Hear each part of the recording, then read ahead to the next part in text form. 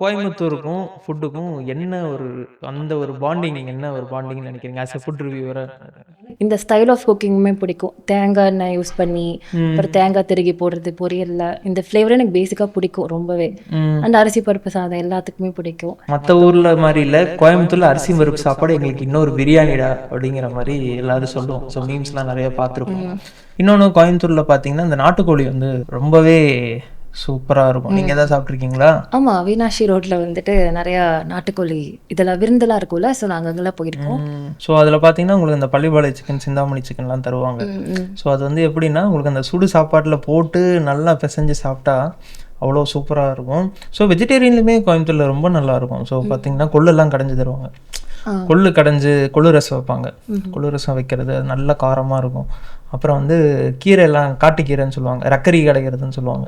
So அதுவுமே நல்லாயிருக்கும். ஸ்வீட்ஸ்லேயும் பார்த்தீங்கன்னா இந்த போலி உப்பட்டுன்னு சொல்லுவாங்க, உப்பட்டெல்லாம் நல்லா இருக்கும். ஆமாம், காந்திபுரம் சைட்லலாம் அந்த போத்தீஸ் முன்னாடிலாம் இருக்கும். போத்தீஸ் முன்னாடிலாம் நிறையா இருக்குல்ல. என் ஃப்ரெண்ட் ஒருத்தன் திருப்பூரில் இருக்கேன், அவன் தெரிஞ்சு கொடுவான், ரொம்ப நல்லா இருக்கும்.